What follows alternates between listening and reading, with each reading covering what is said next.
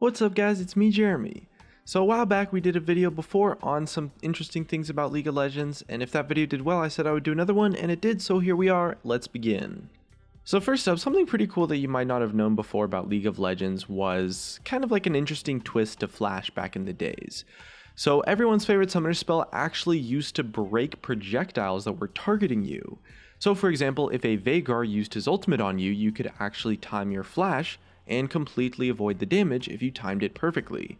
And this worked for really just any ability that had a travel time, so it was honestly super broken, and kind of just goes to show that, you know, even though League spaghetti code today isn't necessarily all that great, it was definitely a lot worse back in the day. And we actually found kind of like a really funny forum post from a super angry player that was really frustrated with the fact that Veigar's burst would do no damage and completely go on cooldown if people use their flash to become immune from it.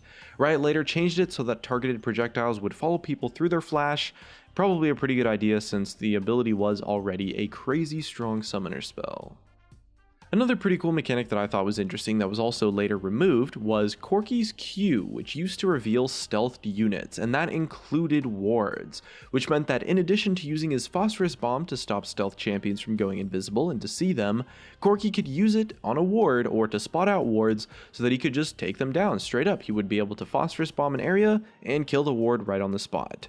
And since bot lane is kinda often decided by the ability for a jungler to gank, this was a super powerful mechanic to have, but it seemed like Riot decided it wasn't entirely fair, so it ended up getting scrapped. And since we're on the topic of super cool mechanics that ended up getting removed later on from the game, the next one that we're taking a look at that you might not have known about is that skill shots used to be blockable by wards. It only actually happened for like the split second that the wards were visible after being placed. The reason why it worked out was because skill shots would just hit anything that was actually visible at the time based on the way that they were coded. So as long as the wards were visible when the ability was fired at them, the projectile would get blocked, which is actually kind of neat if you think about it, because it would give you like a really desperate sort of counterplay tactic of just placing down a bunch of wards when you didn't feel like you could avoid an ability in time. Maybe like Lee Sin was about to gank you and throwing out his Q, and you could just drop a ward down and maybe you happen to block it if you get lucky or something like that.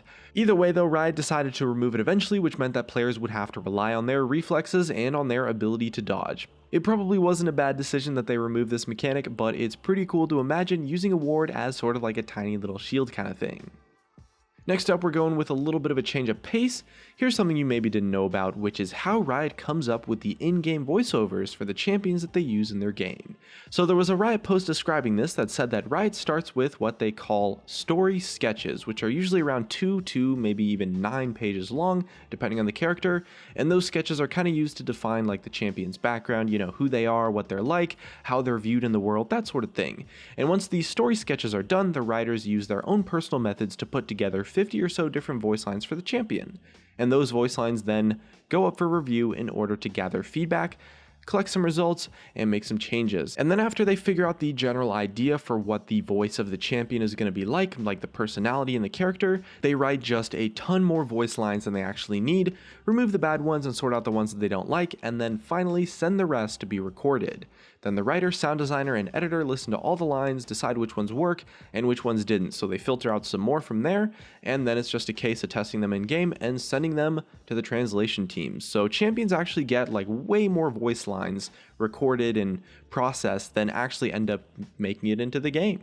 And since we're already on kind of a bit of a tangent here with our ideas, I kind of wanted to just talk about and sort of show off, I guess you could say, some really cool concepts from the League Fest stream for Arcade Ari that I personally thought were just sick as hell. And I don't know if they could really fit into its own video because it's kind of just like a short thing, but oh man, these are just so cool. You know, they really took a ton of inspiration from the community designs, even cosplayers really, so it kind of just goes to show that the concepts we show in our skin concept videos really do have an influence on the game, and sometimes they can just actually get made into legitimate skins. And there's 4 main concepts here, including like a super retro version, more of like a sci-fi version, one that has like a princess theme kind of, and of course they ended up going with a similar style to Concept C, which was originally split into 3 more concepts that shared somewhat of a similar style. So one of these concepts looked a little bit too close to the Star Guardian concept to work for the arcade theme, and another actually kind of looked like an Arcade Mafia skin, which again was taken away from the core theme of it being like this fun and friendly arcade skin. This is like a super cool way though of showing how the repeated iterations of design kind of help narrow down a concept to eventually find something that matches both the theme and the champion's personality perfectly. And it also goes to show really just why skins take 6 to 9 months to develop most of the time.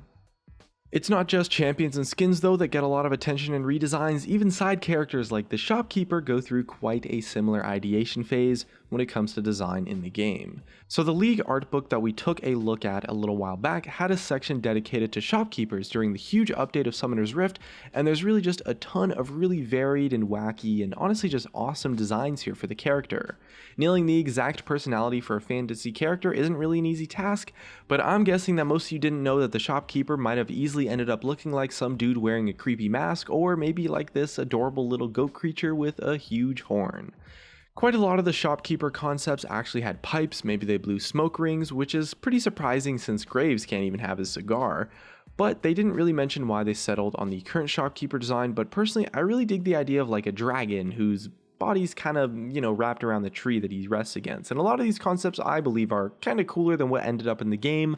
But overall, just a little quick look at what the Shopkeepers could have been.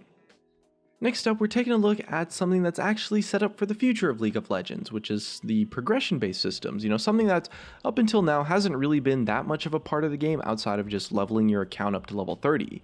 And so Riot have been talking for a while about adding more ways to progress in League of Legends, because at this point, most League players kind of have been level 30 for just a really long time. And Riot have added some smaller progression systems like Champion Mastery as well as Hextech Chess and stuff. But something you might not have known is that they're planning even more features like that, and some of them are going to be set up to be pretty serious. And a big part of what they're trying to do with this is really give existing players something that's really serious to work towards outside of just the level cap. They really want to offer a compelling experience that isn't based around earning like small bonuses like IP and XP or little tokens from Hextech crafting or something like that. They want something that's going to be a lot more serious and fun and just give you goals to work towards outside of just, ranking up in the competitive ladder. And that's something that we can definitely expect come to the future of League of Legends. Personally, something I'm really excited for. I love stuff like that, and it's going to be awesome. Next up on our list of things that we're taking a look at in this video, and probably my personal favorite on the list of today actually, is something that's all about League in its earliest forms way before it was even in the alpha stage. And it's the original name. So originally, League was actually called Onslaught, and it was, still a MOBA, but overall, it was really just a super terrible version of the League that we play today. We actually found out a few details about it from Riot Tryndamere, who said in an interview that the minions were kind of like tiny little undead things, the music track was like super hardcore metal, and the game was like really gritty, but since then, it must have taken an awful lot of changes to change it from Onslaught to the League of Legends that we eventually got to play when the game released, because it kind of just sounds a lot different and just weird and honestly kind of worse than the version that we play now.